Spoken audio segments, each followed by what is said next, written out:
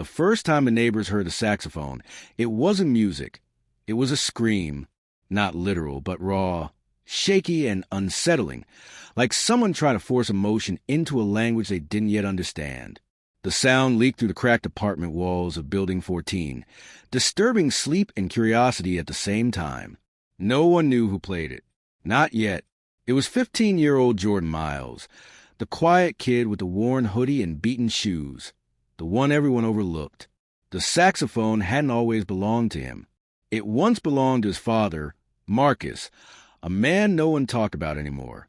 A man who disappeared one night after being accused of something the town never fully explained. Jordan's mother warned him never to open the old case that lived under her bed. But curiosity, mixed with anger, always grows louder than instruction. The night he found it, dust-covered and cold, he also found something else, a faded photo of Marcus playing the same saxophone at a jazz club, smiling like he'd finally found freedom. Jordan didn't know what haunted him more, the hidden instrument or the fact his mother had cried when she saw him holding it. School never felt like a safe place for him. When he announced he wanted to join the jazz band, laughter spread like wildfire. "Bro, saxophones are for rich white kids," someone chuckled. "You? In jazz band," another sneered. "You can't even afford reeds." Jordan didn't respond. He just practiced every night until his fingers bled, until the sound wasn't noise anymore. It was confession. The more he practiced, the stranger things became. His mother grew tense, flinching every time he played a certain low note, like it reminded her of something she wished she could forget. Sometimes she'd whisper under her breath, "He shouldn't have passed that on not to him." Then came the night Jordan performed at the school winter showcase. When he walked on stage, the same boys who mocked him snickered in the front row. Jordan adjusted the reed with a shaky breath and played. But what came out wasn't just music. It was emotion, anger, loss, history. Every note wrapped around the audience like a confession, dark, beautiful, impossible to ignore. The room fell silent. Even the bullies stared, wide-eyed. In the front row sat a man Jordan had never seen before, lean, sharp-eyed, wearing an old trench coat and badge clipped to his belt. A detective. He watched Jordan, not with admiration but recognition. After performance, he approached Jordan backstage. "That saxophone," the detective murmured. "It belonged to Marcus Miles." Jordan froze. "You knew my father?" The detective nodded once. "I investigated him." Jordan swallowed. "Investigated for what?" The detective leaned closer, voice low. "For a death that wasn't an accident. A death connected to the music he played." Jordan's heart slammed. "My mom said he left." "He didn't leave," the detective said. "He vanished. The night he played a song, one just like the one you played tonight." Jordan shook his head. "That makes no sense. Music can't." Before he could finish, the detective pulled out a small recording device and pressed play. It wasn't a voice. It was a saxophone, playing the same melody Jordan had just performed, identical in emotion, timing, breathing patterns. "Impossible." "Jordan," the detective whispered, "you didn't just inherit his instrument. You inherited something else. Something we never understood." Jordan's hands trembled. "What are you saying?" The detective looked at him with a mix of fear and awe. "I'm saying your father didn't disappear because of what he did. He disappeared because of what he could do. A beat. And if I'm right, someone heard you tonight." Jordan stared, breath trapped in his chest. "Someone," he echoed. The detective nodded slowly. "Tell me, Jordan." His voice dropped to a whisper. "Has anyone already reached out to you?" Jordan's eyes widened, because earlier that night, before the performance, someone had slipped a folded note into his locker. Just one line, written in handwriting he recognized from old pictures. "Finally, you're ready." Jordan stared at the note long after the detective left. His hands shook, not from fear, but recognition. The handwriting wasn't just familiar. It matched the writing in the old sheet music tucked inside the saxophone case. Pages filled with marking symbols and strange musical phrases that didn't follow any standard notation. At home, his mother was waiting in the kitchen with eyes red from crying. "You played the song," she whispered. Jordan hesitated. I didn't know. No, she cut in sharply. You knew. Maybe not with your mind, but something in you felt it. Jordan swallowed. Is it true? Did Dad hurt someone? His mother didn't answer immediately. Instead, she reached under the sink and pulled out a small metal box. For a moment, she just held it like it burned to touch. Inside were more letters. Dozens, all from Marcus. Except these weren't like the memory-filled ones a father leave behind. These were instructions, cold, mathematical, almost obsessive. Notes about sound frequencies, emotional triggers, neurological reactions.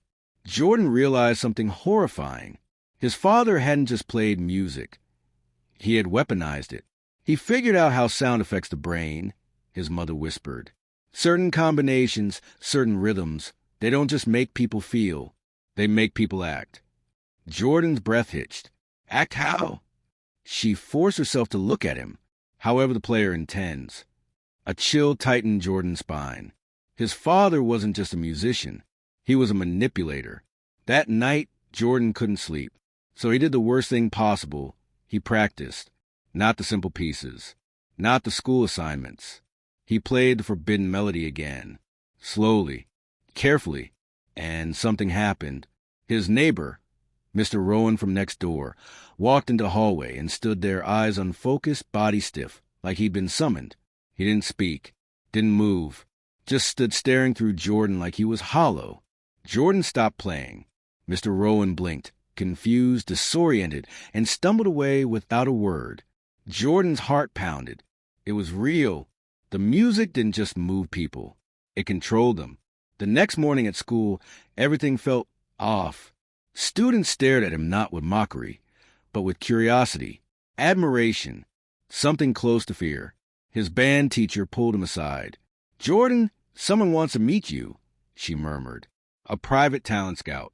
He said he knew your father. Jordan's stomach dropped. Where?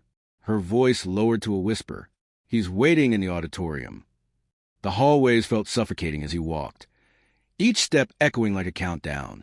The auditorium lights were low, the stage empty. Then a figure stepped out from the darkness. Tall, calm, smiling. His father, alive, older, thinner, but unmistakably him. Hi, son, Marcus said softly, eyes full of pride and something colder. I've been waiting a long time. Jordan couldn't breathe. You disappeared. They said you were dangerous. Marcus chuckled, not cruelly, but knowingly. Greatness is always called dangerous before it's understood. Jordan's voice cracked. Why leave us? Why leave me? Marcus stepped closer, placing a hand over Jordan's chest. Because you weren't ready, he whispered. But you are now. You felt it last night, didn't you?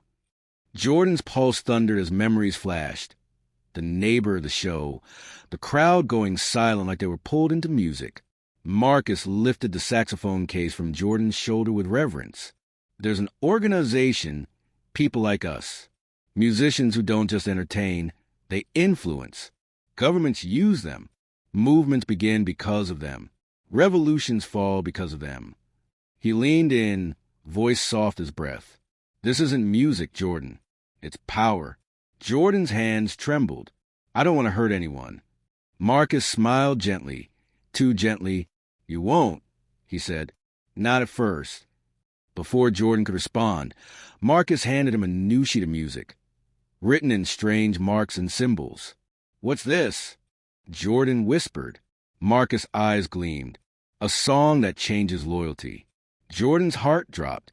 Loyalty to what? Marcus didn't blink. Loyalty to us. Silence stretched, cold and suffocating. Marcus tapped the page once. Your first test begins tomorrow. Jordan stared at the notes, at the music that could rewrite minds, at the man asking him to use it. Finally, he whispered, What if I say no? Marcus smiled like someone who already knew the ending. Oh, Jordan, you won't. He lifted the saxophone to Jordan's chest and whispered one final sentence. A sentence that shattered everything. Because you've already played the first command. Jordan froze. The neighbor, the audience, the detective, Everyone who heard him. Something had already changed. Marcus stepped back, arms open like a preacher claiming his chosen. "Tell me, son." His voice echoed in the hollow auditorium. "Haven't you noticed people treating you differently today?" And Jordan had. "Oh, God," he had. "Leave me alone. I don't want to be anything like you."